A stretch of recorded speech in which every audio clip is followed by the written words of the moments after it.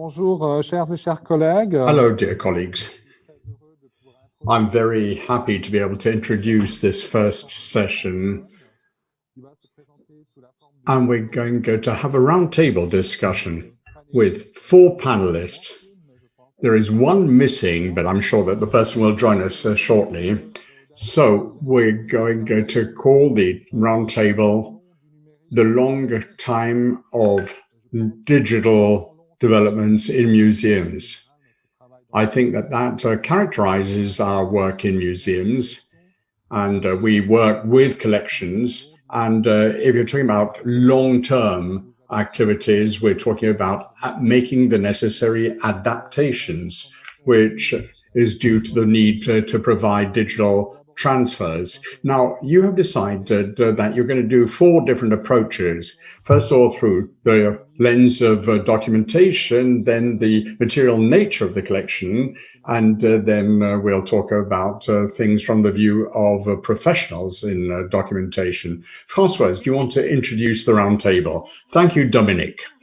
Now, I'd like to say thank you to all the panelists and particularly all the organizers for having accepted to choose us to make these presentations.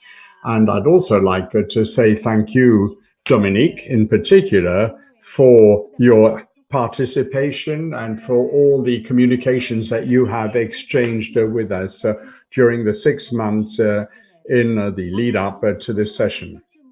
Let me just say a few words about the roundtable, the long-term approach to digital transformation. We know that at the beginning of the 21st century, a lot of new approaches were developed to introduce digital technologies, but the idea was to do this at an institutional level or autonomous project. But this means that you need to create databases, you need to have programs, reference tables, and you need to work on all these aspects with universities. Transformation will provide progress in terms of giving greater value to collections, and it will also provide increasingly useful tools for professionals. Documentary digital tools means that you've got to have a long-term project, and our 4 speakers are going to take stock of the situation. We'll talk about ambitious projects started a few years ago. So we're going to start with Phuong from the Ethnographic Museum in Hanoi, Viet Nam. And she's going to talk about the computerization of data projects which were started in 2006. And the idea is to develop results and to open up prospects for the future. Now, the museum has been enriched with new spaces for its exhibition, and new types of collections have been added. I should remind you that the project we're going to hear about is the first digitization project in a Vietnamese museum, and it was considered a pilot project for other museums in the countries we will hear. I will then take the floor in order to reflect what is happening in digital transformation in museums in the light of teachings provided in the field of documentation. Pedagogy is, of course, an important element. Things have changed, training programs have changed. We've, of course, had theoretical training on documentation, and we've also started talking about the structuring of reference tables, which are important in our Carine from the Quai Branly Museum is going to talk to us about the descriptions of references and the iconotech development, which is associated with an ambitious digitization project, which is going to feed a database for what is going to be one of the largest photographic collections in France. This was a project that started in 2003 and which was triggered by the need to digitize the collection.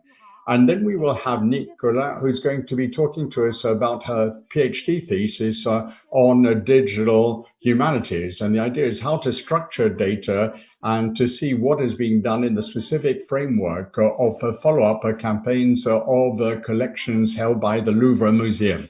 This is particularly important, which will allow us to have a specific ontology developed. Now, I don't know if Phuong has been able to join us from Vietnam. I'm just going to check if she's left me a little message somewhere. Apparently, she has a Zoom problem. While I send her a new Zoom link, perhaps we can take things in a different order. Carine, perhaps we're going to take things in a different order. And can you take the floor, Carine, and tell us what is being done at the quai Branly and the work that you've been doing in the Iconotech collection? Sorry, I'm going to try and hurry up.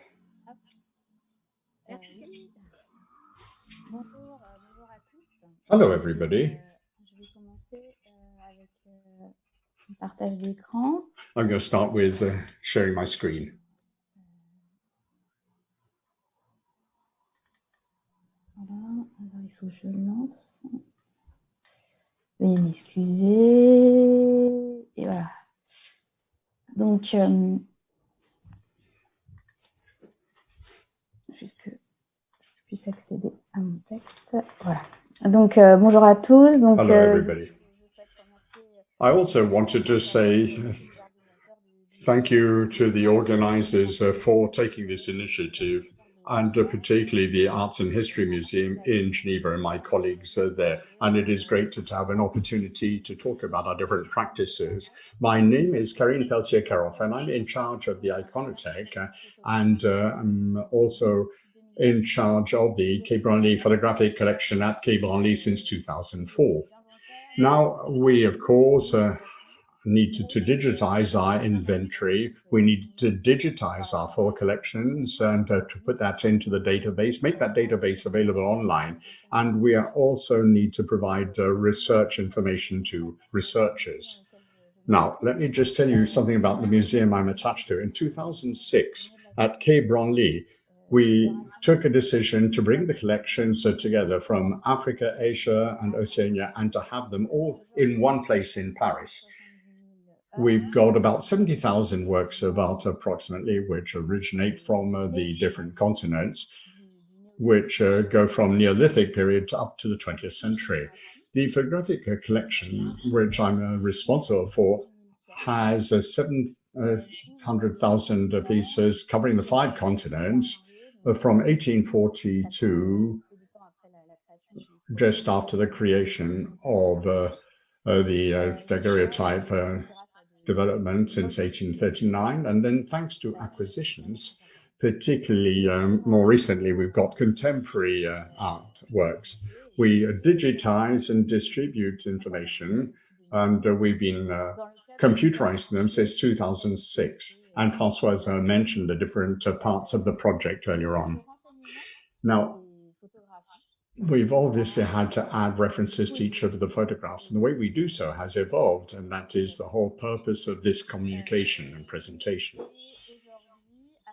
Today, with a bit of hindsight, I can tell you or share some of my experience with you regarding the practices that we've adopted, what we have changed, and I'll also be able to share with you some of the approaches which we have developed. What we're trying we've got the authors taking over the photograph ever since the moment the subject has been photographed, and then what happens to that photograph throughout its entire life. And then we need to look at the uses that are made of this object until the documentary object is actually being processed and used. We've got 468,000 notes which are available online for our collection. La majorité des collections sont... I'd say that most of our collections are not registered in the French Museum's catalogue. That's probably specific to us. We've got, of course, a different statute, but we use the same descriptive models as all the other collections use. Since 2005, there's been a real program developed for the database, which has been done by our team. And we have done a lot of cataloging, which has allowed us to define the rules. And this is also being used by the service providers and who've been working on the inventory with us. I think it is important to see that the notes have been added to over the years, as you will see. Now, the first approach is to establish links between the different objects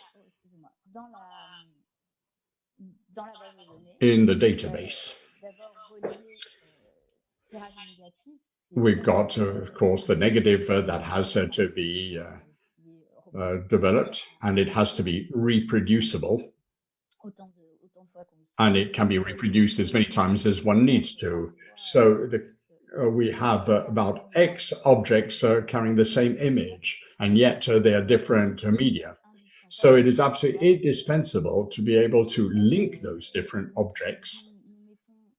What we do is to ensure that every time we put a piece in our inventory, we need to see if there is an O negative.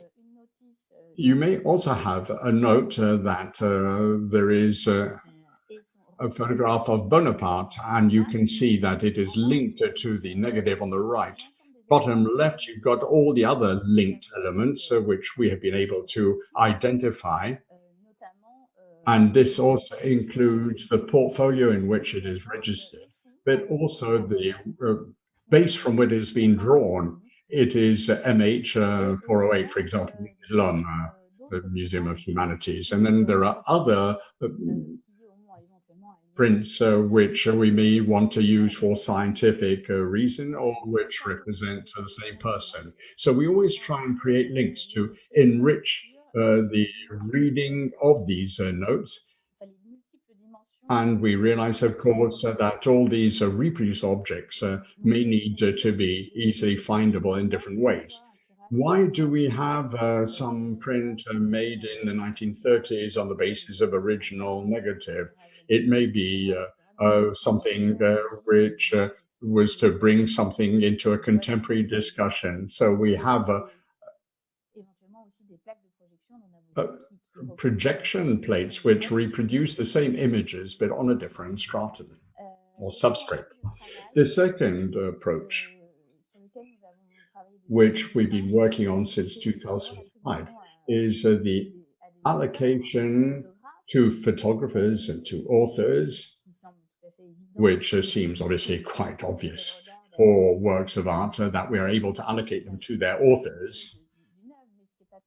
But what is not always easy, because when you're working with collections which are produced or have been produced anonymously, or where we may have a name there, we don't know if the name is that of the donor or whether it is the author. So you need to try and go right up on the list to see what is the role that has been played by the person whose name we have, and also to identify whether that person is the author of the image.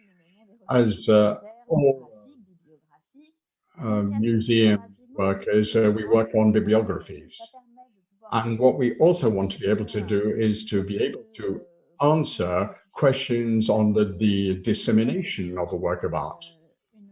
If we carry out a biographical research, we wanted to make sure that we could find out if the person has passed away, and if it is in the public domain, and whether we can use the images and disseminate them, and whether we have the right to do so. Excuse me, Carine, if I can interrupt you, but your presentation is not in full screen and we cannot see the images very easily. Can you put it? That's much better. Thank you. Thank you. Ouais, mais alors, moi, je peux pas voir mon texte, en fait. I can't see my own text. Okay, well, do it the way you can do it best. Vous avez dit F5 tout à l'heure, peut-être que... Mais effectivement, vous verrez peut-être pas Press F5, but you won't be able to read your own notes then. I'm really sorry about that, says Carine. Well, you do it the way you want. Donc, depuis 2005, on travaille... Since 2005, we have been working this on biographical notices. les liens vers les portraits de cette personne pour illustrer, avec aussi l'indexation du genre, l'indexation... We've got the indexing of the gender, the profession. I think it is a development of the module which has been developed. And we also add other data which allows us to identify the authors, for example, stamps that they may have used, or the studio stamp. And we have that which we apply to all our collections. For instance, there may be specific typographies for former film studios, which may be very old. And we include that in the database. We do the same thing for postcards. I include the marks and signs which provide us with a reference system, and to share that information with other colleagues who are also working on collections, including foreign postcards, for example. And then we can work in a cross-cutting manner, which allows us to share the information. Donc, un autre axe très important pour le renseignement est celui de la contextualisation des prises de vue. We also need to put the photographs in context. We developed a number of historical event notes. We have about 750 types of notes, which means that we can attach a photograph which allows us to provide a context when there was, for example, a mission or a trip. One of the oldest, one of these missions was in Africa in 1848, and Geneva in Rajasthan in India. We also have a map of Djibouti with a number of different data records or sub-events. Here you can see all the sub-events, and we are able to go into a level of detail which is extremely complex. Starting on the basis of a trip, we're going to break down all the different steps in that trip to associate each photograph to an element or a part of that trip. We also look at certain ethnographical missions and exhibitions that have taken place. At the same time, we have an ability to virtually reconstruct past exhibitions on the basis of a photograph in the Musée de l'Homme. At the bottom left, you can see a link towards the event note. And so in each photograph, you will have a context of the photograph and where it was taken. Another aspect is looking how the documents were recorded previously, so creating a historical structure. And this gives us a possibility to see what was done in the past. The Musée de l'Homme photograph library, you can see it on the left-hand side. You've got a slide which allows you to understand the genealogy of the photographs, and this will allow us to see how authors, products were used, or people traveling different parts of the world. And this is the database which allows us to do just that. On the left-hand side and in the center, you can see a collection in the Musée de l'Homme, which takes the images from these cardboard backing. And what we have tried to do when somebody came back, for example, from the United States in 1938, this person we're looking at sets up an old thesaurus of iconographical terms. And what we've been able to do is to preserve this and include it in our database, and it's part of our ancient thesauruses. I've got two different classifications at the bottom of the slide, which are active. Et celle aussi d'un service. Now you can also see the French colonial past referenced here. And this also provided collections to the Musée de l'Homme in 1950. And we have preserved the thesaurus, and it has remained active, and it can be questioned because themes are included on the assembly boards, which you've been able to see.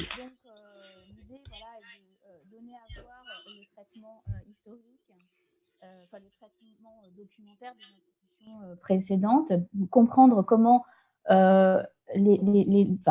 comment les termes étaient choisis. How the terms were picked, described, how the photographs were used, because the use was based on this. And we also have, in the same perspective, tried to define all the legends, mentions that we find in the descriptions of those notes. We try to show the origin of the titles that we find. This allows us to have a history of the mentions, the titles, and to find out whether information was omitted, maybe, for some identities. It was sometimes the case. Here, for instance, you can see the case of Pirupa, wife of Tazi, photographed by the Justin and Hoffman studio, based in Calcutta in 1982, with other studios as well in India, which were very active during the colonial period. And this woman posed for all those studios as well, including competitors, Samuel Bourne. And here you can see two different compositions from the Musée de l'Homme. On the first one, the name was kept, the name added by the studio, so the label, so to speak, that is put under the photograph, whereas the Musée de l'Homme, on their own composition, completely cut the label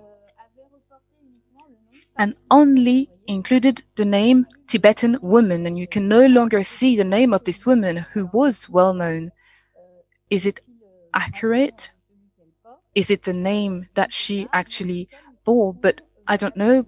But we try to restore the identification elements that we have, and sometimes it helps us combine information with other research, other photographs kept elsewhere.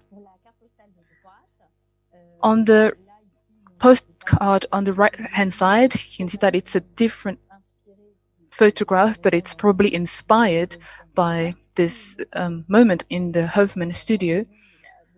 Or another photograph. Of course, the name of the person is completely removed, secondary, because it is a postcard that was used for a tea retailer in England.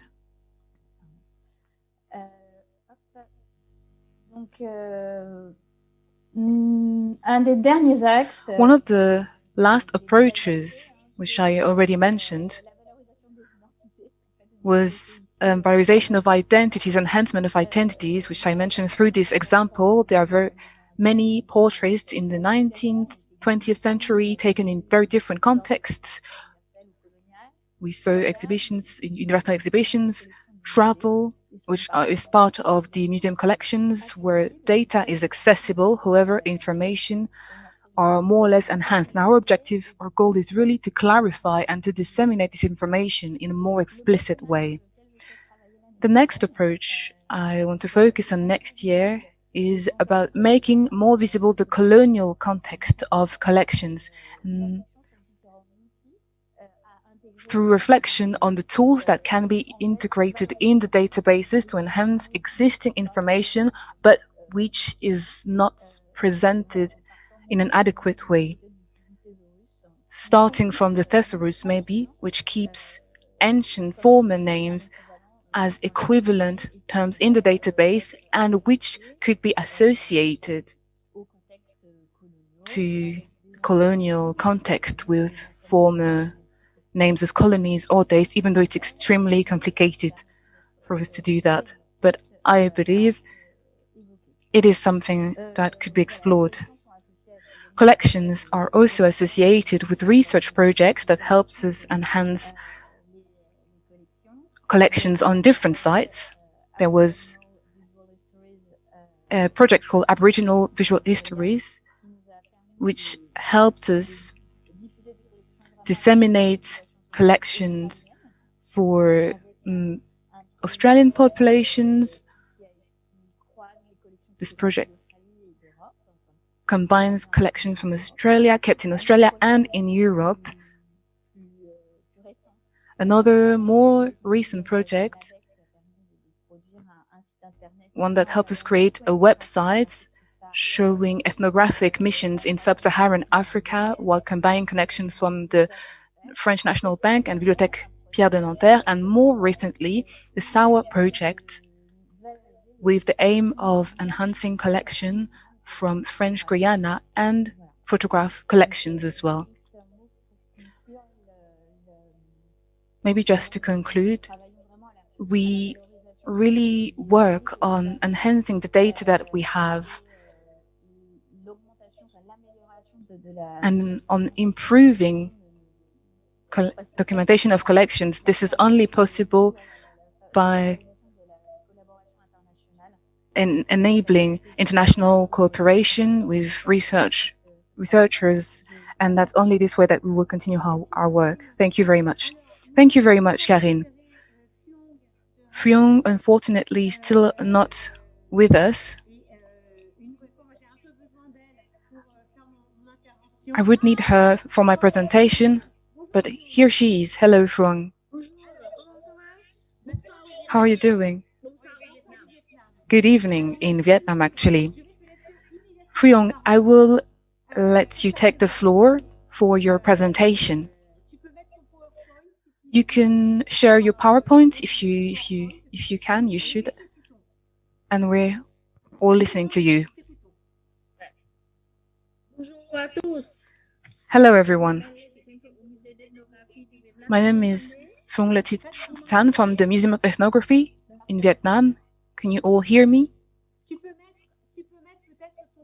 Maybe you can share your PowerPoint in full screen.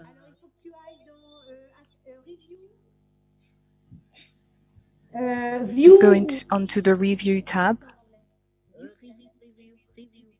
Voilà. Et puis, non, ça va être dans View, à côté. Or maybe on View, the next tab. Et Reading View. And click on Reading View. C'était View, c'était bien.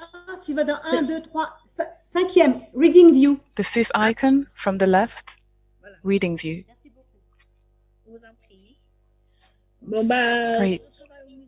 I work at the Museum of Ethnography since 1997. 6 months before the opening of the museum, I worked in the Inventory and Conservation department. The Museum of Ethnography in Vietnam has a particular situation. The Inventory and Conservation department does everything: inventory, documentation. We also take care of preventive conservation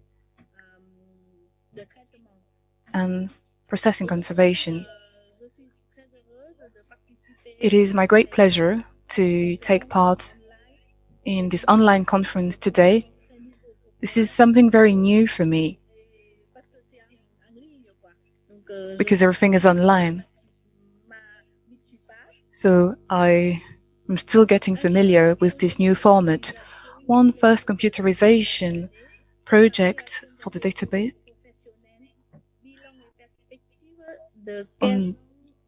to the creation of a professional network, taking stock and perspective after 15 years of the project. This is the topic of my presentation today. Here you can see the building in which the Museum of Ethnography in Vietnam is. It takes the shape of a bronze board. It is one part of our museum. The Museum of Ethnography was created following a decision by the government in 1987 on a 2,500 square meter surface and on a surface of 3.3 hectares around Hanoi. Starting from 1992, we cooperated with France, so a cooperation between the Foreign Ministry in France, the Ministry of Research and Francophonie, also with the Natural History Museum in Paris, the Musée de l'Homme, and the Academy of Social Sciences. Thanks to this cooperation, we were supported by French experts who helped us with creating our collections, with field missions to define exhibition spaces, and helped us also to train local teams on collection management and in French as well. Thanks to this cooperation, our museum was inaugurated in 1997 during the Francophonie Summit. On the screen, you can now see some pictures of our permanent collection, our permanent exhibition. You can also see here other parts of the exhibition. The project was very successful in arranging collection, developing pedagogical programs, learning programs, setting up temporary exhibitions, continual training, and scholarships and master's degrees in France. De la naturelle à Paris. This project also helped us find a way to present traditional habitats of populations in Vietnam. Here you can see some other pictures around the museum. This is the outdoor museum, as we call it. So here you can see minorities, Banner and Edede, who came to show their techniques, their construction techniques. Here you can see the traditional communal house of the Banner community. And here you can see other images from the outdoor museum with different types of buildings from 10 ethnic groups, such as Laoluzu Egomide, a house made of soil or different types of constructions. Here are some pictures of the events that we organize in the museum, which not only show permanent or temporary collections, but we also organize activities during special occasions, such as the Tête, or during special ceremonies. We are currently organizing activities for children so that they can come and make some pastries, cakes, something that we do during Tết in Vietnam.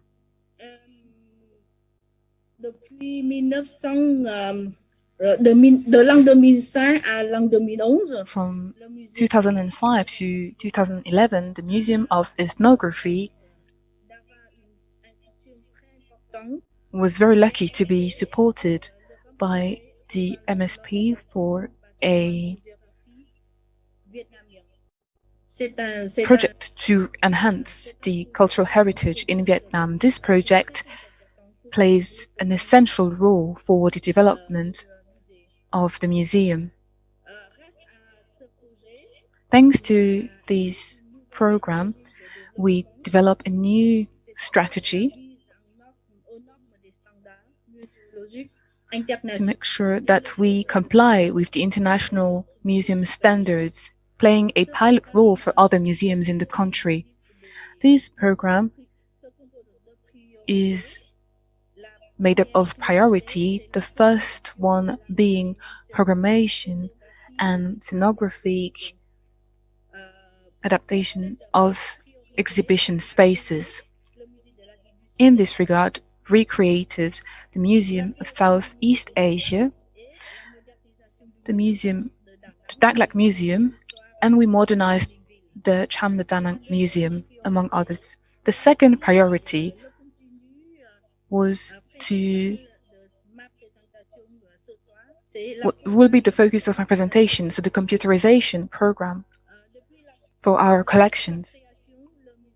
Since its creation, the Museum of Ethnography, as an inventory and reserve service in charge of doing the inventory of collections, making sure that all professionals respect the norms of the inventory, ensure preventive conservation, as well as restoration and management in museum spaces. Our teams want to develop their professional skills to increase the security of collections. This cooperation program surtout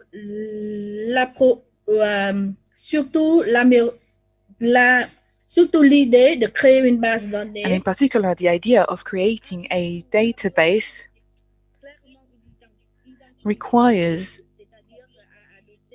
clearly identified needs, such as adopting international standards, acquiring new skills, saving and enriching information in the inventory, scientific descriptions, ensuring the conservation and physical management of collections, enhancing collections, simplify research, and sharing knowledge. For this program, we are not working on our own. We are cooperating with the Museum of War Testimonies in Ho Chi Minh Ville in order to define this cooperation. We organized meetings on site or remotely, and we did this between 2006 and 2013 so that the project can be advanced. We had the support from experts. We monitored our service providers, and we also discussed and talked about our experiences on creating and improving our work. Here on the screen, you can see some figures on the Museum of Ethnography and the Museum of War Testimonies. Back then, there were 25,000 objects with 54 ethnic groups in Vietnam, 100,000 photographs. As for the Museum of War Testimonies, 15,000 objects, 6,000 photographs. The interpreter cannot hear the speaker.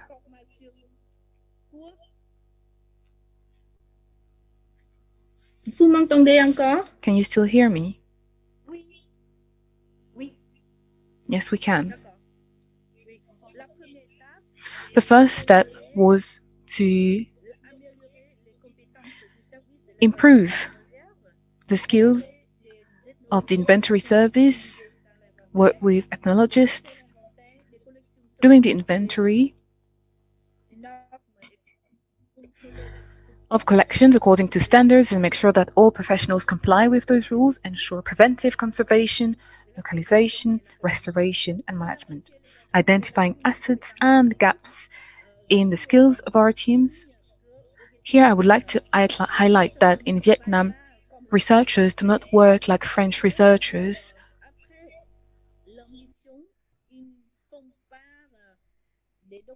Because after they have carried out their work, they share full documents, but there's always information, meaning, and every time we ask for comments, more details, or more detailed descriptions of a certain object, they're not able to provide this.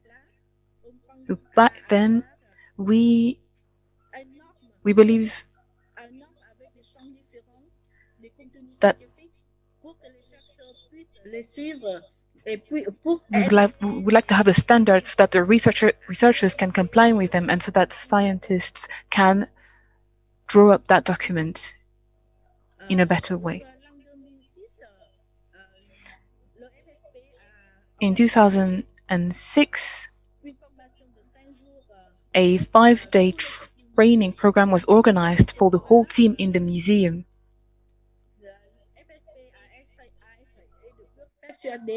We tried to convince the museum director to invite the whole team in the museum, including researchers, scientists, so that they take part in the project from the outset and so that they can understand what it means to create a database.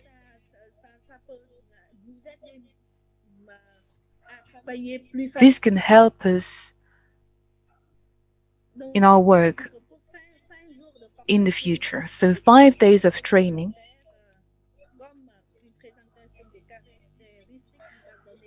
with 8 complementary approaches, presentation of the characteristics of the databases, a study of IT tools, a study of the quality of information on available collections, an analysis of needs to comply with international standards, modernization of networks, and acquisition procurement of IT equipment, an analysis of the needs in terms of scientific documentation for the collections. Characteristics of the content are also defined in order to improve the quality of the inventory and documentation of collections.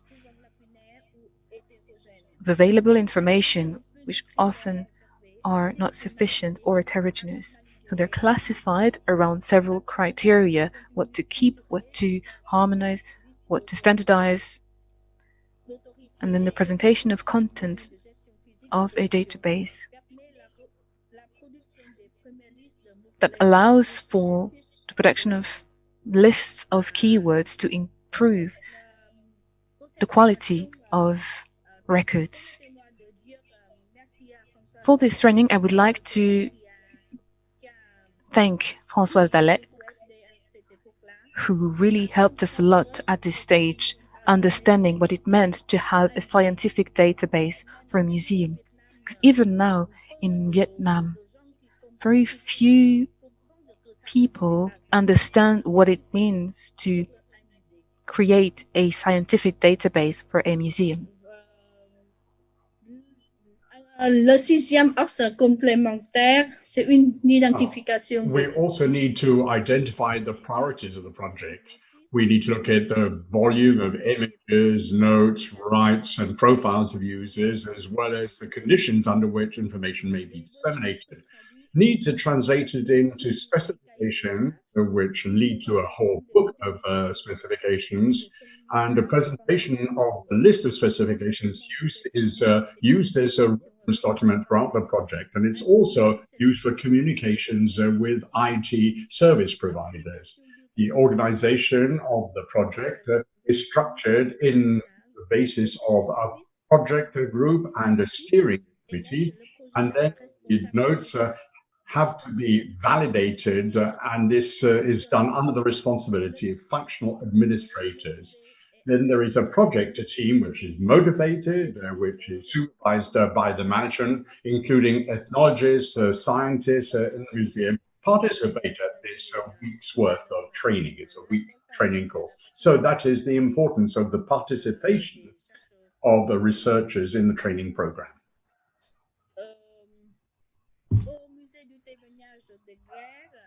As far as the War Museum is concerned, we have some specificities which we need to take into account. For example, we've got to have the same objectives for the collection as the Ethnographic Museum. But there is also a link with the establishment of a photographic and image library with a photograph agency, which has to be inventorized. And you've also got audio-visual documentation, which is included. In the Ethnographic Museum, we describe the 3D objects from Vietnam in Southeast Asia, improving the description of the collections, ensuring that we've got proper conservation measures and preventive measures in place.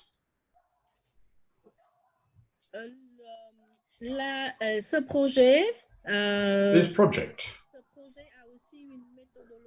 also has its own methodology, which is based on training and providing management for the project, which has to be adapted to the specific needs. Creation of a database responds to very clear objectives, for example, improving the quality of the inventory, organizing, improving, harmonizing the scientific description of collections, enriching and updating data in an easy and sustainable manner, ensuring the conservation of collections and guaranteeing their access to provide a structure to the conservation network and the physical management of collections, simplifying research or searches on the collection, communicate and sharing digital documentation with the internal and external persons, also collect statistics and issuing reports to improve the knowledge and visibility of the collections, for example, the number of objects, recent acquisitions. And then we have to secure the data, ensuring that the data are safeguarded, that we ensure security and confidentiality of information, as well as managing the user profiles. And we have to acquire new skills and consolidate new fields of expertise. There are 5 days for this training course, which is half theory, half practice, with transfer of skills during the project. So we created a project team with the management. We defined the project so that everybody knows what their task is. They are independent, and to involve the ethnologists in the scientific management and physical management of the collection, also providing assistance to allow the expression of needs of museums to be described, and also ensuring we are able to drop lists of specifications without losing information or carrying out erroneous interpretation. Now, the list of specifications is a new term for us, defining such a list. And during the training program, we had a better understanding of what was at stake. And we have found the right language, which allows to actually draw up a list of specifications for the people who are going to be developing the databases.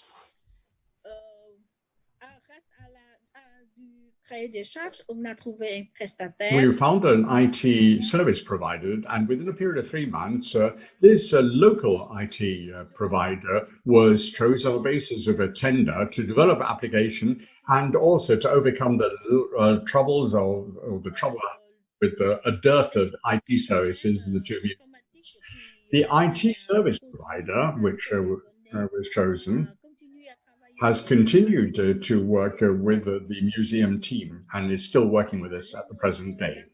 There are a number of advantages of working with a local IT provider. First of all, we're paying much less than if we were paying a database publisher. But there is a problem, because as we paid a very small amount, we depend on one company, because it is the same company that does all the work, and we simply cannot change from one service provider to another. Another advantage of having a local IT provider is that we are able to regularly communicate with the teams and to develop a really unique form of cooperation. And we can also overcome the problems of having very few IT services in museums. The first version of the database, which is a professional database, a scientific database, This was created in the spring of 2007. We created the first version of 3D objects we were creating links between the notes, the photographs, and the 3D objects in the museum. In the War Museum, we also had a parallel reference system for objects, books, photographs, which were used ever since the database was brought into production. We also defined parameters to record objects, photographs, and videos, and we also had a procedure for photographic conservation in our reserves. So you can see that we've got a very important role when it comes to recording images. And this work is done by the team that helped create the database at the outset. These are the people who create the thesaurus.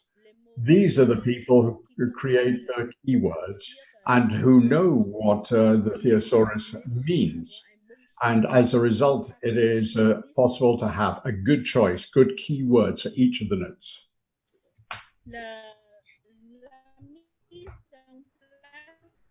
Then the implementation of compulsory fields and the entry of minimum data, the implementation of different search screens and the display of their results.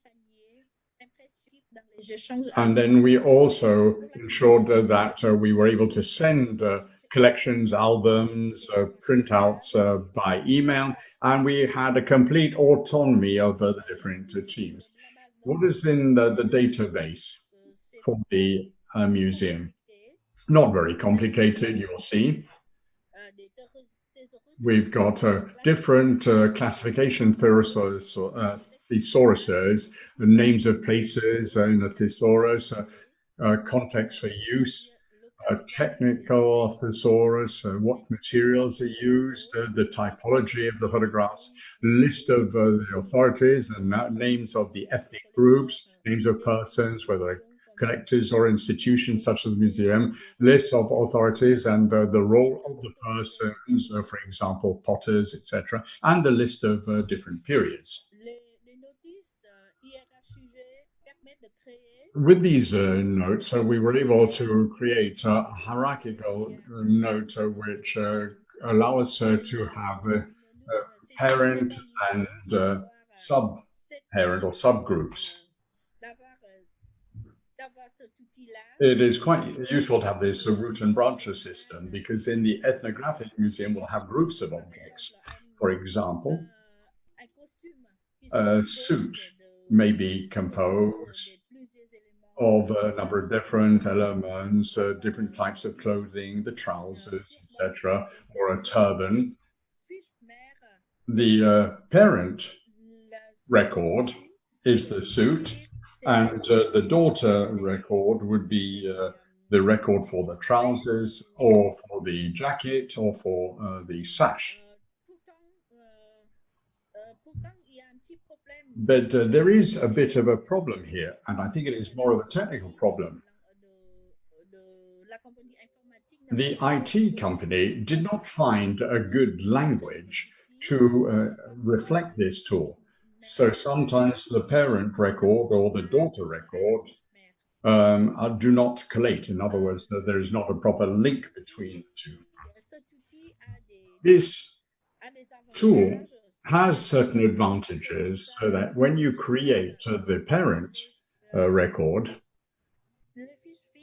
the daughter record has the right number, the photograph of the object, and that is, as I said, linked back to the parent record. La création de sous-bases données pour les collections d'objets, photographies, graphiques ou imprimés correspond aux The creation of data sub-bases for objects, photographs, graphical arts, or printed works correspond to the use of professionals. It includes the specificities and the links which are connected or which are connected to the collection records. For example, a federated search allows you to carry out a search on all contents, including all the bases or databases. In order to guarantee a good physical management of the collections, the database conserves its format without information being crashed or stacked.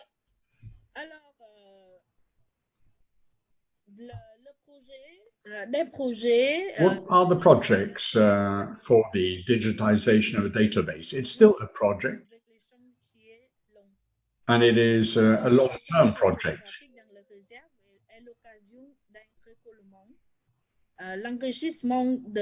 We are also enriching the collections by adding a scientific description of those collections by the creation of lists which ensure that you avoid data entry errors. It also allows you to index collections rapidly and carry out pertinent searches. This first experience allows us to identify treasures in our reserves, to impose a scientific approach and the development of skills, for example, for textiles or ceramics.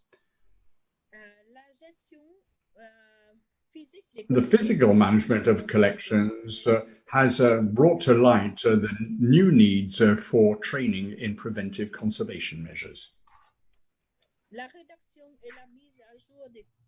The drafting and updating of project documents. You've got a digital fiche for the collection, procedures for the utilization and list and updating of keyword lists. Then you've also got procedures for the photographic collection and also procedures for IT safeguarding of the database. In IT developments involve developing structures for the thesaurus module, and this imposes certain IT maintenance operations. And we also had a problem with the dysfunctioning of parent records. The follow-up of the project with the project team, the management of the museum, and the service providers were carried out on 8 separate occasions with French experts. We've been able to stimulate the latest IT developments with certain aspects being completed on each mission. And we've also revisited the whole question of human and material organization of the project. And we wanted to bring the various teams together so that everybody understands the various changes needed to be carried out. We also need to find out solutions to priority issues. And we need to define priority actions for the future, particularly with regard to the photographic collection. So, we have been very successful. It was an innovative and sustainable project. And we've also seen the teams see their skills being upgraded. And we've seen very good project teamwork working with the IT specialist in the 2 museums. We've also formalized the different skills requirements. And we also had theoretical training provided, and we were able to work together with the IT team. IT development. This is a very sensitive part of the teams. We had to respect the specifications defined at the beginning, and everything has been installed, but there were a few things which didn't work out as planned. The use of the database. Efficient searches in order to prepare temporary exhibitions. But ethnologists also need to work together with the conservation team so that you can use advanced search tools and the use of keywords. So the keyboarding of data and enriching of entries is important. The conservation team has a list or enriches the list of keywords and meetings. Of course, they're used to justify these keywords before they are validated. And they are placed in red and they become black and usable once the administrator has validated them. For the photographs, ethnologists have created new records for the scientific fields. And this has proved to be very efficient because these are meetings which take place where we can discuss and exchange different opinions. And this helps us to enrich our skills and our knowledge is enhanced. For the photographs, ethnologists have created a new data fiche for scientific fields, and the photograph inventory team complete this. This solution has been defined to prevent ethnologists to transfer hundreds of photographs without actually sorting them before putting them into the inventory. For some of the objects, ethnologists have also been able to add information to the database for some hundreds of objects which we are collected every year. And we hope that the researchers will be able to do this work themselves directly in the future. Use of the database. This means that you've got to have regular meetings between students and researchers. And these researchers and students need to be able to consult photographs for their projects and their theses. But we don't actually lend out the collections very often. That is the difference between France and Vietnam. France actually lends out its objects. That's an important part of its work, but we don't have that habit to actually lend objects to other museums. We wanted to keep what we have in our museum in our reserves if necessary. A scientific database will allow us to enhance knowledge about the collection. And we will be able to develop a reference system involving keywords, identification of new acquisitions. So what we're expecting for the future of our databases is that we're going to put our collections online, but I believe that the situation regarding the database in Vietnam is not exceptional with regard to what is being done in other countries. In Vietnam, we don't really think about having an online database collection. But because of the success of the database, things are changing. We've also improved content, there's descriptions of the photographs. And next year, we're hoping to complete part of the project, and we also need to ensure that ethnologists are involved in the project. On the screen, you can see some figures from the database with the sheet made, the records on the object, on the photos that were validated, and the figures regarding the research made. For instance, 1st of January 2010 to the 31st of December, so 1 year, only 356 researchers occurred. The 6 modules from the database, such as system inventory, content management, research album, and reports. The report module plays a very important role because it's quite well made by the IT service provider, and it's a very useful tool for us in order to draw up reports that are different.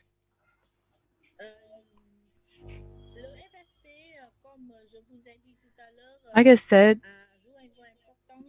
this FSP played an important role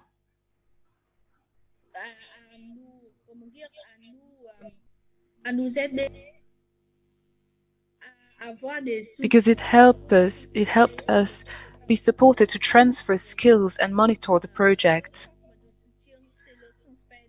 2 forms of support: skills transfer and project monitoring, identifying completed projects, the efficiency of the management of the project, recognizing teams ahead of the network before the end of the project, and recognizing the synergy created by French-Vietnamese cooperation.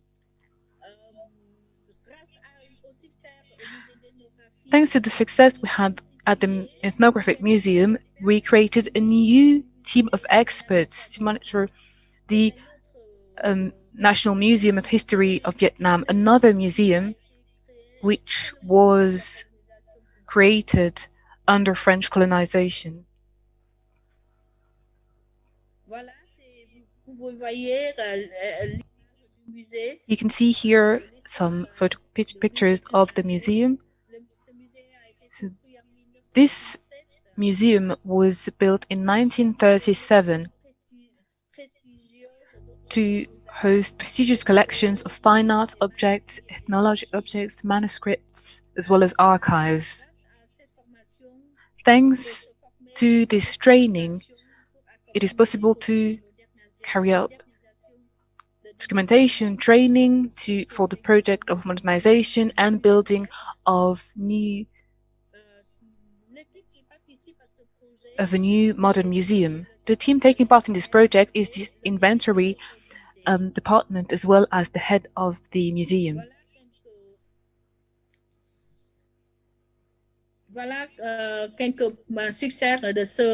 Some of the achievements as part of this project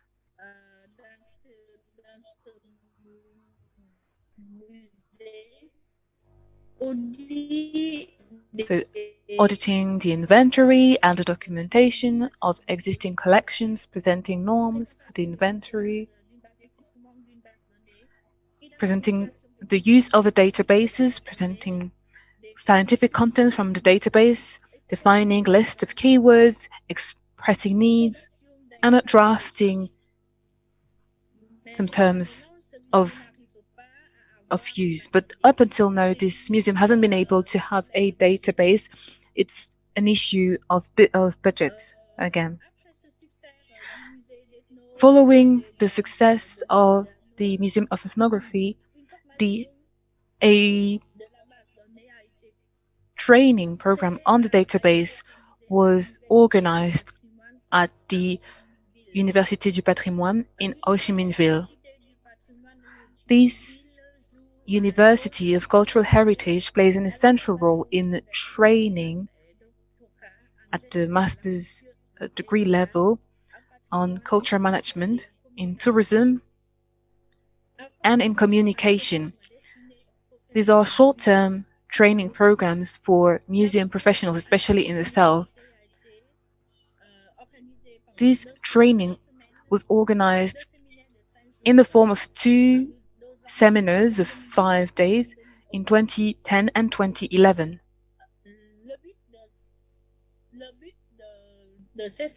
The goal of those training programs are for curators in charge of museum collections in the south of Vietnam and head of the museum.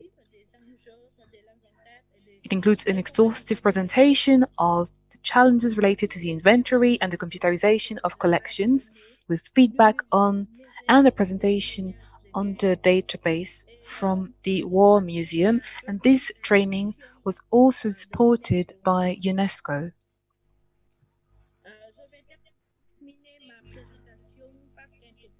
To conclude, a few thoughts.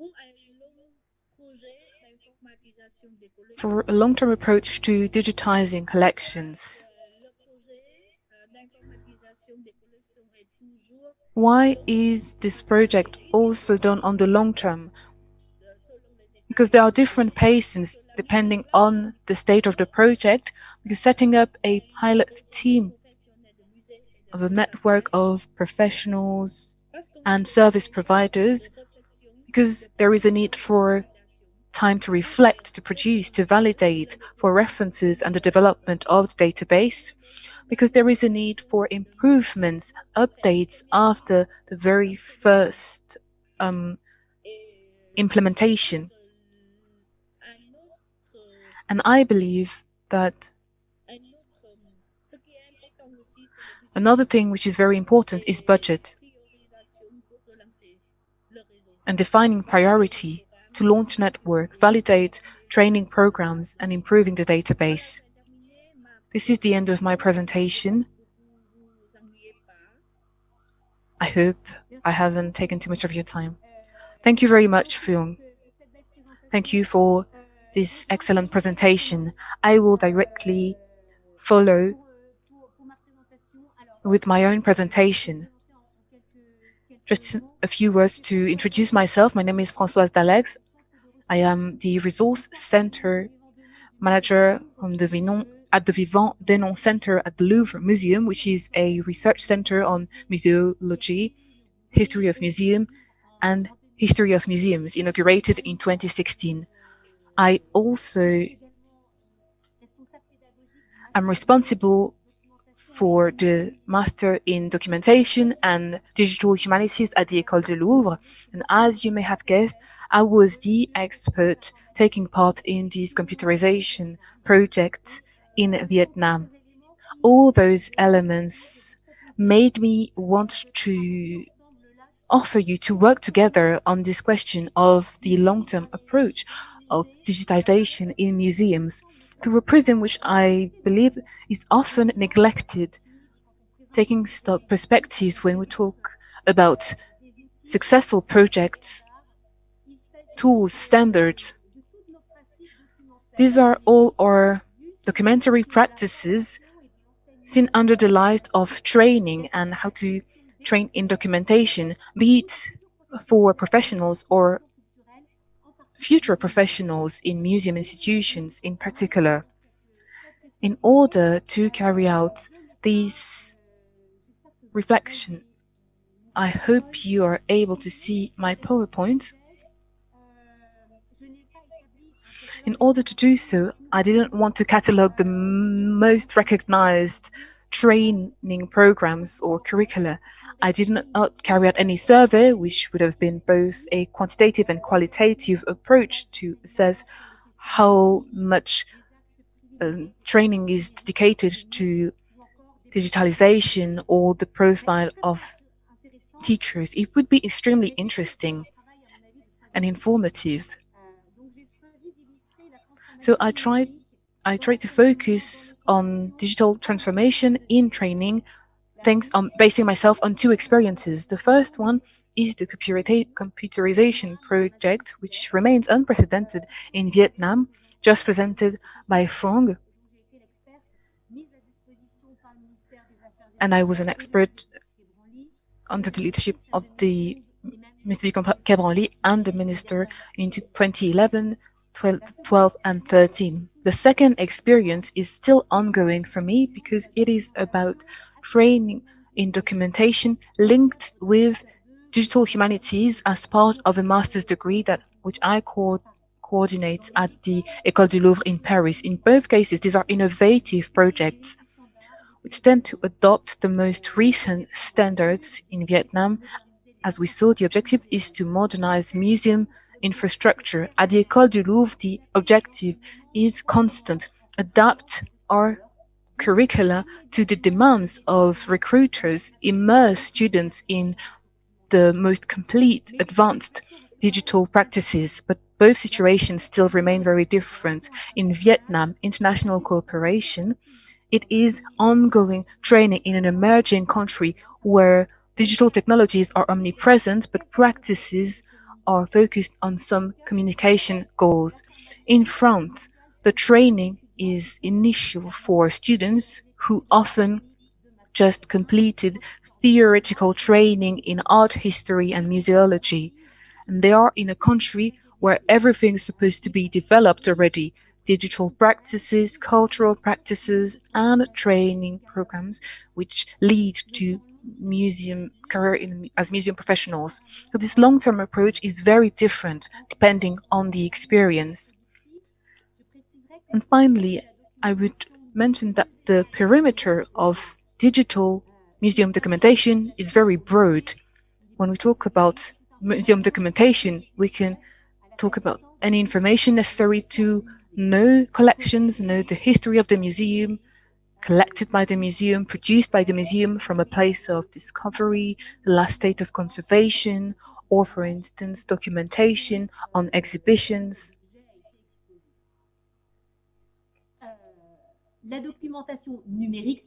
Digital documentation specifically focuses on digital tools such as databases, the computerization projects, but especially data and metadata. from those who are entered to fixated, moving images, 2D, 3D, or sounds, digitized, as well as standards, structuration efforts, or visualization of data. At the École du Louvre, documentation is very open to digital humanities. Documentary practices really show their efficiency in research projects. This is already taking me to my conclusion, so I'll start in a first section on the project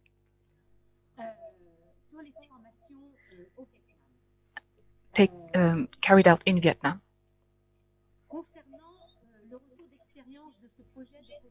Regarding feedback on this cooperation project on the computerization of collections at the Ethnographic Museum, I will adopt the perspective of an expert.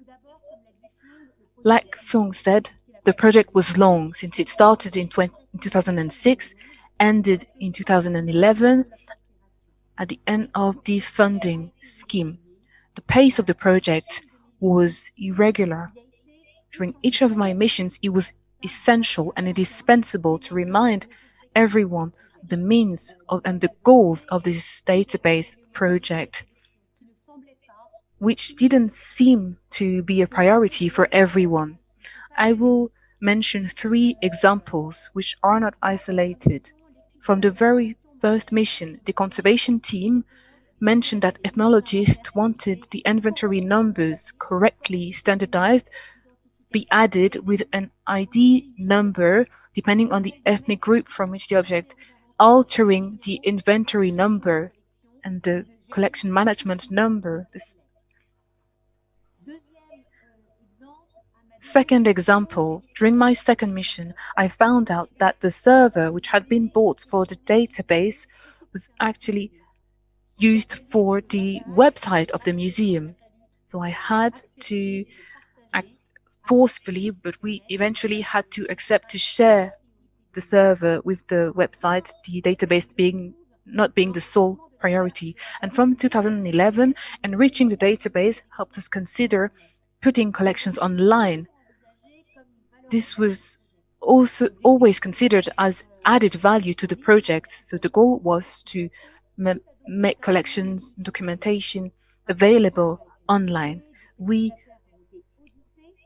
audited service providers, but the project didn't move forward because the directors didn't consider it as something to put as a priority. In this long term, it was also necessary to systematically organize trainings on inventory, photography, project management. Phuong explained that there was sort of a bedwork starting from the very first mission, and every time I had to mention again things that seemed to have been understood by ethnologists, by the executive, the managers, people working on conservation. However, this time was indispensable. Every time I came back and every time I came to validate operations that had been carried out properly. 5 years enabled us to train the conservation team.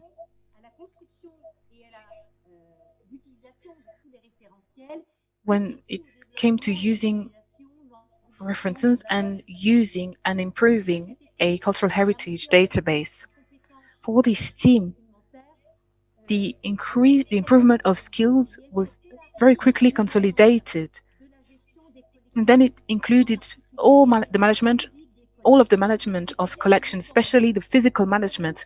This long-term approach made it possible, as while the database was being improved, unique rare objects were better identified, the needs for restoration, conservation, preventive conservation as well, were better expressed thanks to this documentary work and this long-term approach for the documentary work.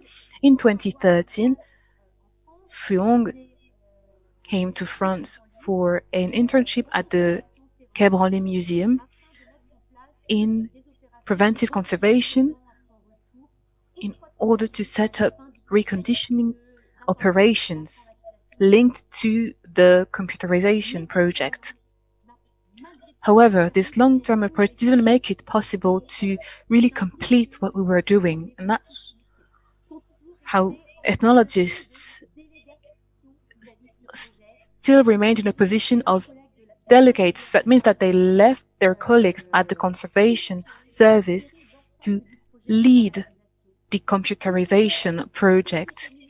For them, what was digital wasn't considered scientific, and they didn't understand the interest in improving knowledge on the collections to be more efficient and to improve and advance their own career and improve their own skills. Concernant toujours mon projet, mon expérience au Viet Nam, à l'Université du patrimoine de At the Cultural Heritage University in Ho Chi Minh Ville, we also realized that this long-term approach bore some fruit because networks of inventory professionals made it possible for academics to identify these innovative projects at the ethnographic and the War Museum. This way, academics and museum professionals were able to initiate a series around of seminars around collections. The initial objective, the initial goal was to make collection managers aware of a digital management of collections through the development of a database. The first seminar took place already and showed that this digitization project made it necessary to redefine and take more time to understand our museum concepts. We had to go back to understanding what is a museum compared with an art center or an art gallery. What is a museum collection? What's the use of an inventory for all museum objects and not only those exhibited and known, also for those who are not exhibited, who are ignored and remain in the reserve, how to identify the adapted digital technologies and how to describe autonomously the collection according to museum methods and not only according to pre-existing documentation, often more scientific. And that's how we ended up realizing that this first round of seminars around digitization was a bedrock to review fundamental concepts around the museum. And that's why it was necessary to organize a second round of seminars the following year, which helped us, thanks to the collection, to train head of museums around the question of digitization of collections. In the Vietnamese case, digitization is a strategic requirement, which actually perceived as being a revolution in terms of professionalism and the prioritization of tasks. Now, in these projects, of course, this is something that's quite long-term. You can't cut corners and do things faster. And there are three major reasons for this. At least that's my view. First is that trying to modernize and update a large collection, to describe the collections, to provide an online service which will give new value to the collections can only be done if you provide initial training, which is indispensable. In other words, this is really important when you're dealing with digital metadata, which you have to be produced and collected as part of the project. Secondly, this longer term approach allows you to develop skills. People who are dealing with the management, librarians, conservationists, and IT specialists. Digital documentation, therefore, plays an important role. It creates a form of dynamism which allows you to provide a better way of managing collections. And it is the result of the projects which I think, justify all these actions, at least for decision makers. Decision makers sometimes have difficulties understanding the logic of digitizing collections, but they see that there is a real efficiency which these procedures can allow, and which allow the museums to play their role. Now, obviously, all this is got to be part of an ecosystem. You've got to implement the project, and you've got to remind people of the basic concepts involved. Second reaction with regard to the lessons learned from masters to documentation, which is being provided as part of a master's course at Paris 2 University. Teaching people that you need to go for the long term. The digital transformation process needs to take into other aspects. Training has to be done over 5 semesters, or 5 seminars, I should say. Documentation has to be adapted, management of works of art, digital arts, and an example of a digital project applied to the management of heritage. The Masters 2 was actually established in 2006. It was revised in 2016 and led to 2 different master's courses, or MA courses. So you had teaching in preventive conservation. The teaching program presents students with all aspects of documentation and how collections are handled in heritage centers. You can see what is actually important with the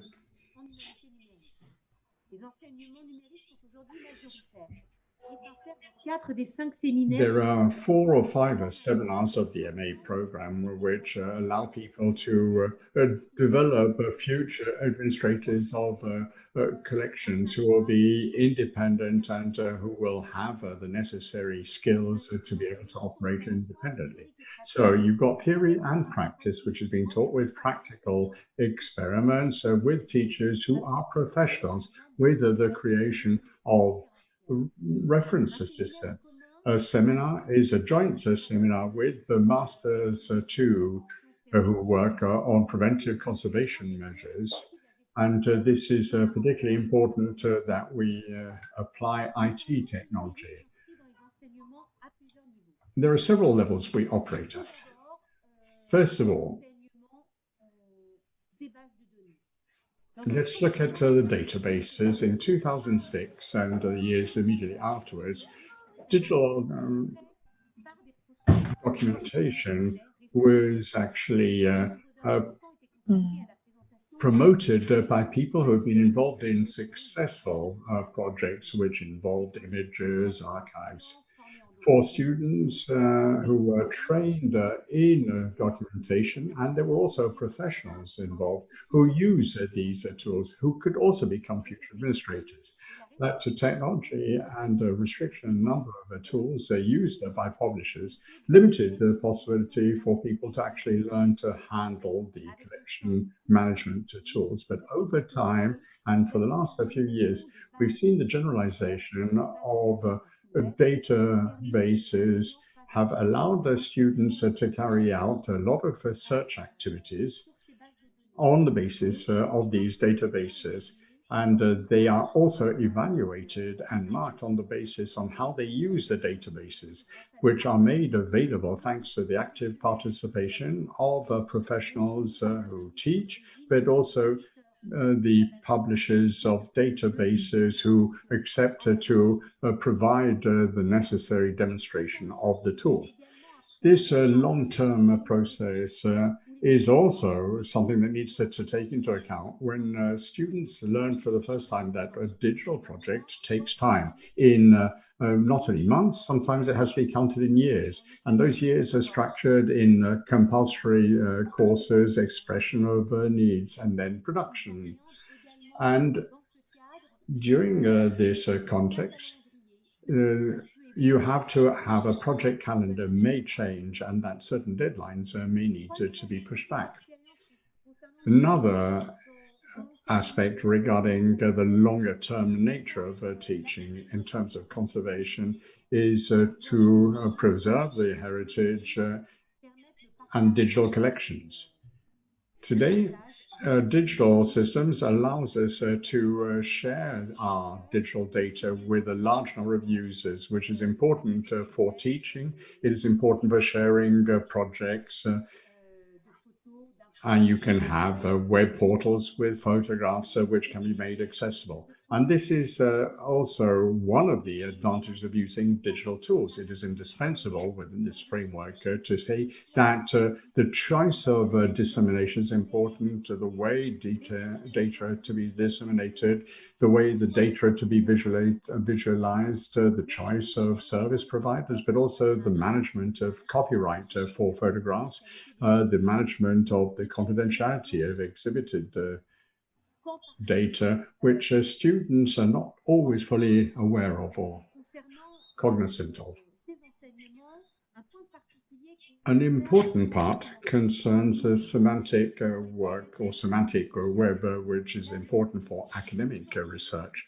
Again, it is important that this teaching be considered as something which is long-term, because the presentation of the project and the immersion of the students in these projects is something that makes them aware of the wealth of documentation in our museums and the importance of time which was necessary to collect that documentation, to produce it, to organize it, and it has often taken dozens of years as we have worked on the conservation of works of art.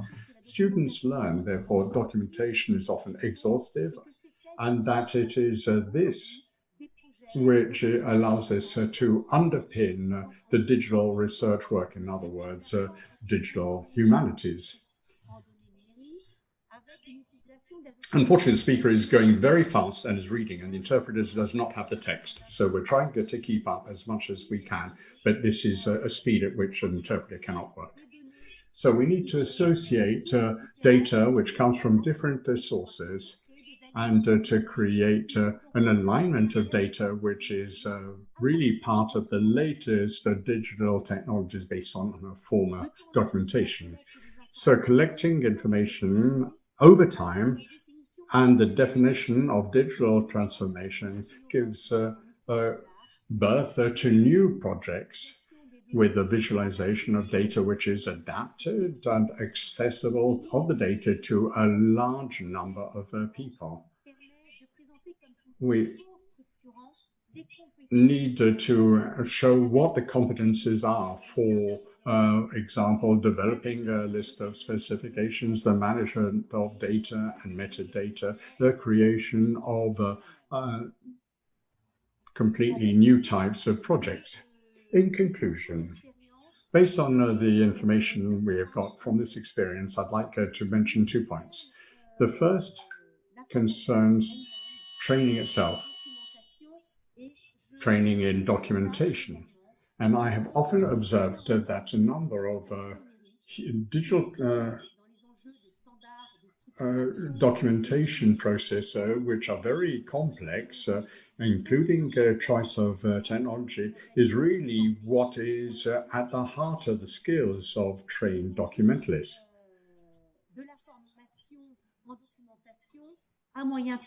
In the medium term, we've got to be able to train professionals, but not only that, we've got to get that knowledge recognized and to ensure that those people can be made project leaders so that we can avoid many of the pitfalls which don't go through the whole process and which do not attain their objectives because the decision makers are not provided with the necessary skills and don't have all the necessary documentary online skills. And the final point I wanted to share with you is the investment made in digital humanity projects, dissemination of digital information on the web. There is a wealth of information, there is a wealth of data produced, and a wealth of data being made available for consultation purposes. but the data do not take into account how the public actually handles this data and how the public are going to navigate on these portals and websites. I believe that this is something that needs to develop, but we've got to be considering the medium term with the online services becoming more and more numerous. Before you can actually get into production, we really need to understand that you've got to work together with users and see what their expectations are. We know that we've got technological changes taking place. We've got strategic developments taking place at all levels. Thank you very much. And I'm going to give the floor immediately to Grazia Nicosia. She's going to talk to us about her project. She's doing a PhD thesis. Bonjour. Oui, bonjour.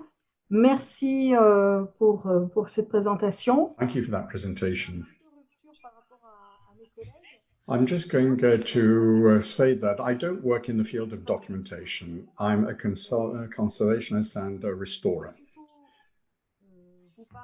So what I'm going to talk to you about is long-termism and how the longer term has an impact on works. What I'm going to do is I'm going to try and be brief, and I can see that time is running out and we want to have a bit of time set aside for questions and answers.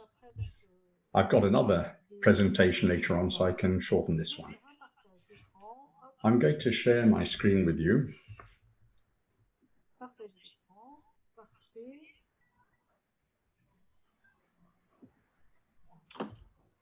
Hop. Je pense que... Alors, il faut juste... I hope you can follow us. You can see my screen, can't you? Merci. Donc, on m'a demandé d'intervenir sur le temps long. I've been asked to talk about my specialty, which is restoration, and I want to see how we can make an observation of current status.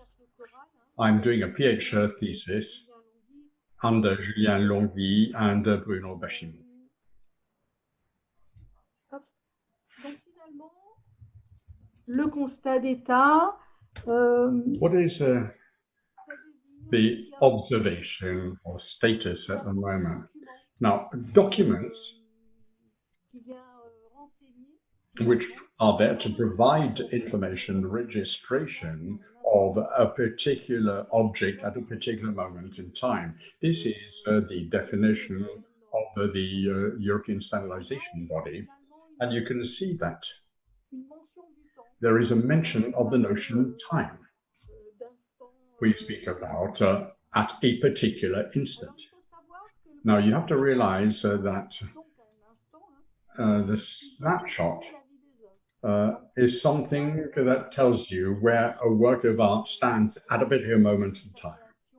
Since it was created, when it arrived in the conservation or in the collection, transferred to the reserve, and in its cycle of life, there are different observations that will be made, which will say, what is the status, for example, status of the acquisition when it comes into the collection. Then we will observe a loan, which will note that work is being lent out to another museum. We also learn about the different finalities, and there are different types of notice. So from one instant to the next moment. Now, I wasn't able to the CIDOC conference without talking about the CIDOC's CRM.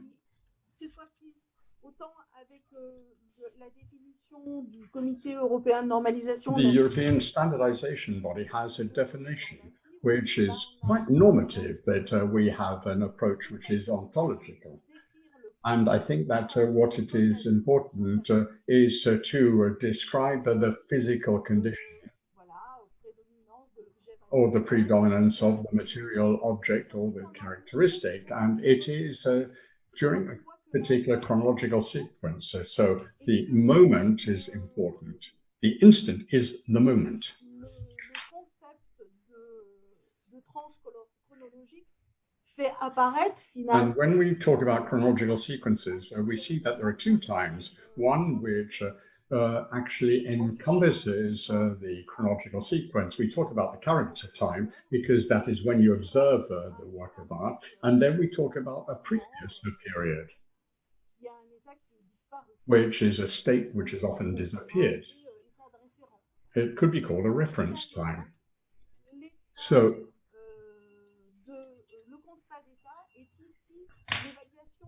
what we're looking at is the difference between the current state and the previous state, between two time periods. Voilà.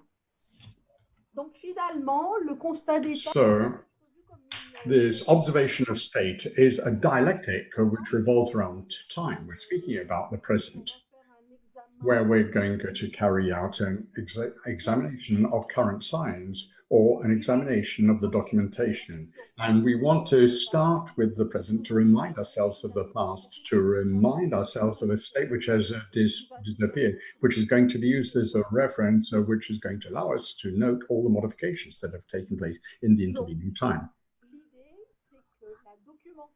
So the documentation under these circumstances, or the direct examination, allows us to have a mental representation of the object that has disappeared. Now you can see on the other side there is a prognosis, so it is something that is posited on the future. So when you have a prognosis, you also have a third temporal area.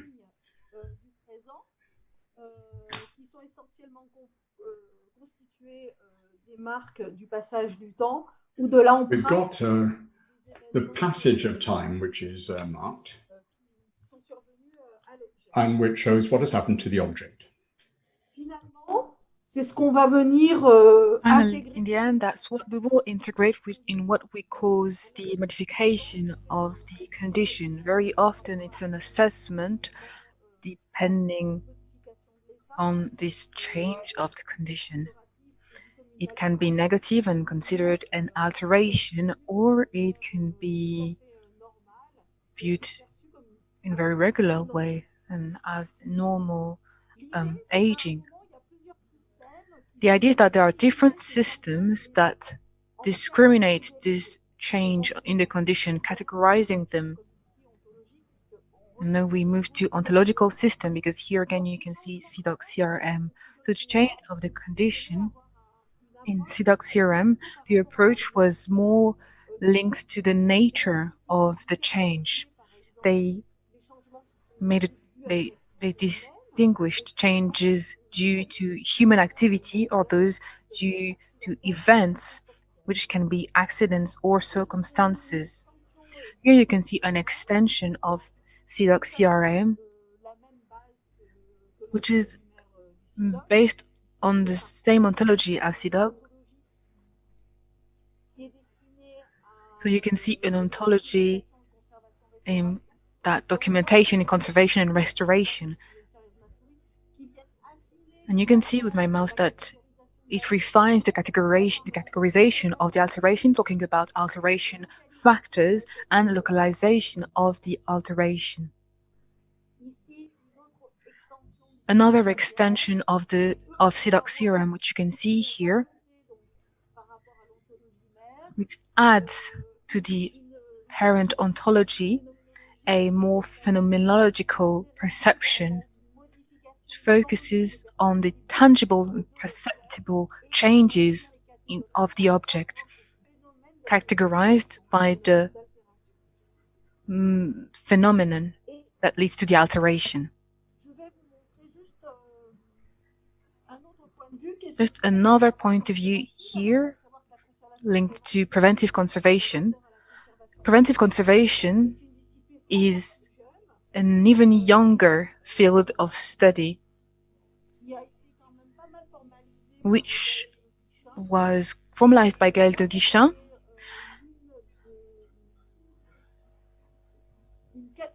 And here you can see a categorization of the degradation of cultural heritage suggested in a publication by the ICTRM.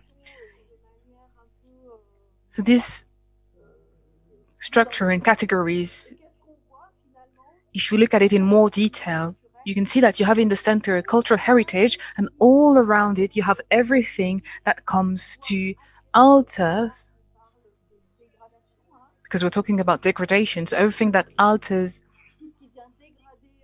and degrades the cultural heritage. And you can see here the human causes, same as with CIDOC theorem, or entropic causes. And then you can see that they are separated into two groups: alterations with immediate and catastrophic effects, and on the other side, slow and cumulative effects. As you can see, it's possible to add other categories, also time-related, which shows the speed of the alteration. So on this left side, we will see more immediate alterations. On the right-hand side, more slow and cumulative alterations with a reference to this long-term approach. And when it comes to the diagnosis of conservation and restoration and how it will be documented in the condition report, there are two ways of documenting those. On the left-hand side, you will see visible alterations, and on the right-hand side, what we'll call potentially visible alterations, depending on where we'll be on the timeline, the development of the alteration, depending on that will be more or less visible, and will resort to predictions to assess them. So I just wanted to open this discussion on long-term in conservation and restoration to see all the approaches we could adopt on discriminating changes, and to open this discussion. We have 10 minutes left for questions. Here you can see a picture of Dorian Gray, which is a reflection on the change of objects and time passing. Thank you very much. Françoise, je crois que tu n'as pas ton micro. Françoise, I believe you're muted. Indeed. Thank you very much, Grazia. Dominique, the floor is yours. For now, we can still see the shared screen from Grazia. Perfect. So first of all, one question coming from Emmanuel Demnas-Glass to Carine Peltier regarding her presentation. Emmanuel is asking, are negatives have a detailed record online, or are they only links to the records for the photographs as information? And then there's another question. That's an excellent question. At the museum, we chose to regard all works in the same way and create notes for each object, be it a negative or a photograph. Everything is online. So there are more than 475,000 notes online, but they are very different, obviously. So we take on these notes according to certain approaches. The only limitation is not the type of medium, but legal and ethical issues. Merci pour cette réponse. Thank you very much for your response. A second question. Do you carry out research on other collections at the Branly Museum where there could be other negatives or pictures from the same studio? Yes, we do, and it's only by cross-checking collections across the world with the names sometimes to identify the studio, the photographer, or the person that is photographed, because each institution was able to process the photographs individually. Sometimes they erased, decided not to keep the information voluntarily or involuntarily, and it's only through this cross-checking process with researchers or colleagues from other institutions that we're able to retrieve those pieces of information. Thank you very much for your response. Which leads me to another question, which I believe kind of is underlying. Do you refer to external resources to identify the collections on which the brands, but producers of images or workshops? Do you have references used by other institutions as well regarding those producers, or is this something that remains concealed within the institution? This is something that we share. All researchers on postcards, editors, printers, photographers have been sharing on amateur websites for years.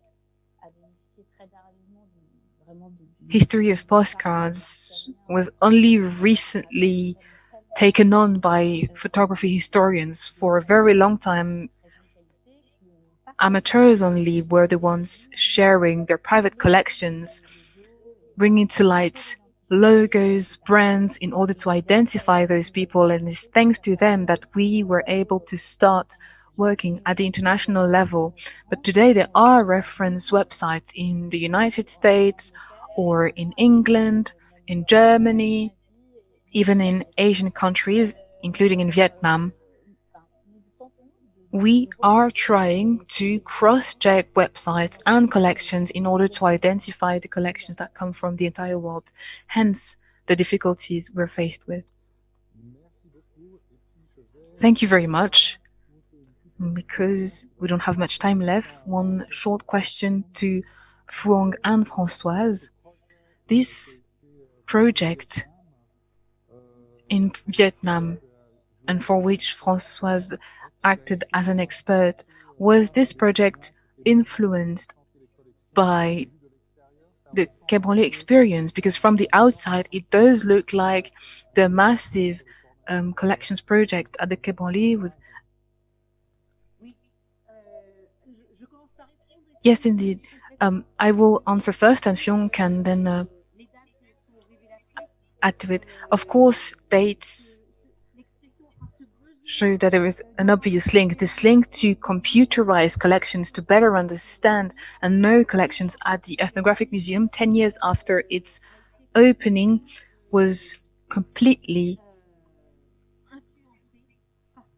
influenced by what was done at the Quai Branly Museum as part of this Chantier des Collections, where all pieces from the Quai Branly Museum were added to a database, reconditioned if needed,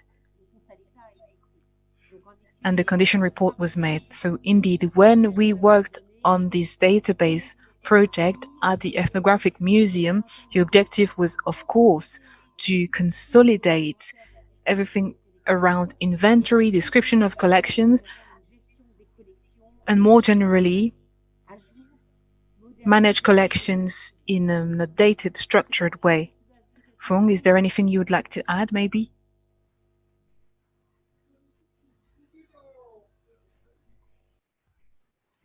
Pas de micro.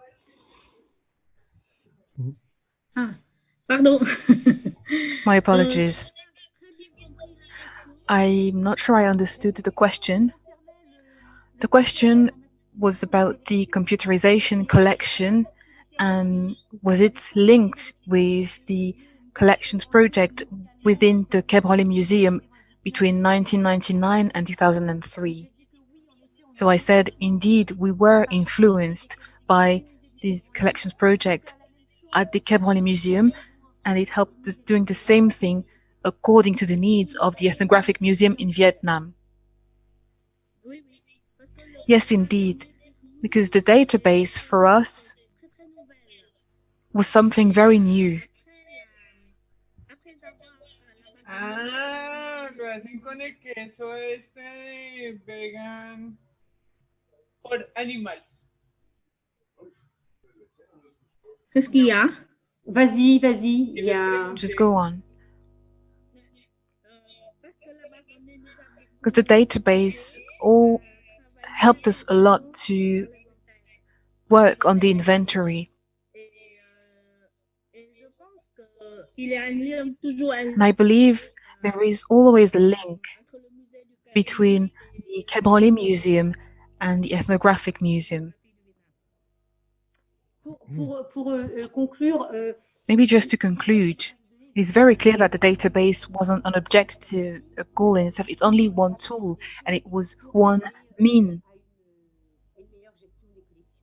to the end of having a better management of collections globally.